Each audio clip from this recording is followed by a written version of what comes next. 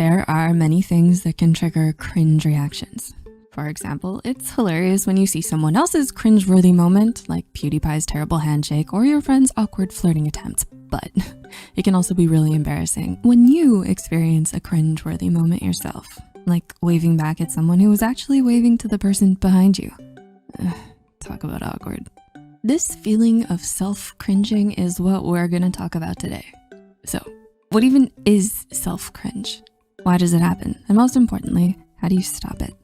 Let's find out. Why cringe at yourself? According to psychologist Dr. Tara Quinn-Serio, cringe is a term often used to describe the physical and emotional reactions that occur in awkward or embarrassing situations. It's not a technical term that you'd hear in a therapy session, but it's a feeling we've all had and recognize. There are several theories that attempt to understand why we feel embarrassed to the point where it affects our peace of mind. Let's take a look at a few of these theories. The social judges. We often cringe when we think back to an awkward, all eyes on us social situation. The social evaluation model developed by psychology professor Roland S. Miller has a theory about why we might feel this way. According to this model, we evaluate ourselves and others based on social comparison, meaning we compare ourselves to others to figure out our own social standing.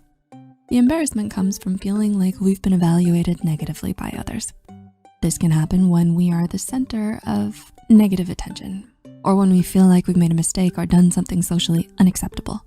So, when a waiter tells you, enjoy your meal, and you cheerfully reply with a, you too, you might worry that this act was socially unacceptable, and that's why you get that mortifying cringe feeling and wish to hide under the table.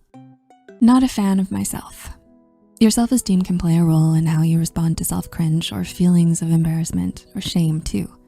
People with high self-esteem tend to have a positive view of themselves and may be more resilient in the face of self-cringe or embarrassing situations.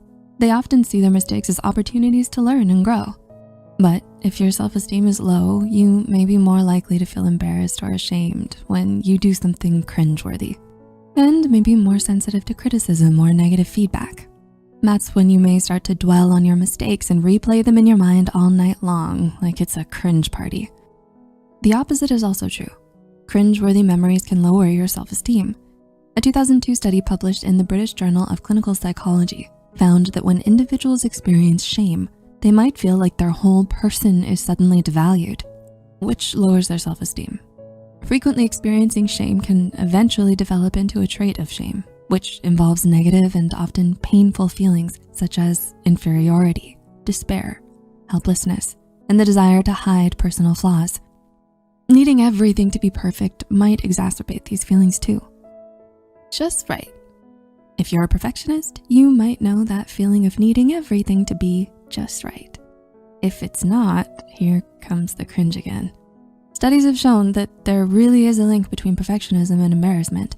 For example, a 2009 study published in the Journal of Sport and Exercise Psychology examined this link with young athletes. Researchers found that fear of experiencing shame and embarrassment is central in the relationship between perfectionism and fear of failure. How can perfectionism influence your self-cringe? Perfectionism can cause you to set high standards for yourself, fear failure, and view any mistakes or flaws as unacceptable. When you are unable to meet these standards or experience failure, you may feel inadequate and experience negative emotions such as self-criticism, shame, increased stress, or anxiety. How to stop? No matter how cringeworthy some of the things you've done may seem, remember that it's totally normal to make mistakes. Instead of stressing out about past embarrassing moments, try to learn from your experiences and embrace yourself just as you are. One way to do this is by developing shame resilience, which is all about recognizing and understanding shame and seeking support when you need it. Brené Brown, a research professor and author, is the one who came up with this concept. She says that to become shame resilient, it's important to have a clear understanding of what shame is and how it can impact you. And you've already taken that first step by learning more about the origins of cringe. Good job. In addition to shame resilience, try practicing self-compassion to help cope with shameful thoughts.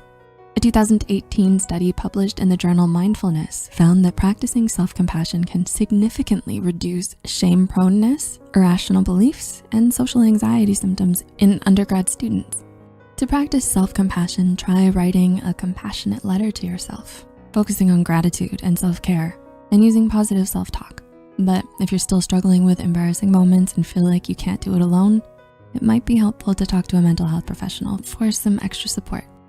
It's easy to lose yourself in all those embarrassing moments. But if you choose it to be, self-cringe can also be a reminder to be more compassionate and understanding towards yourself, rather than dwelling on your flaws or mistakes.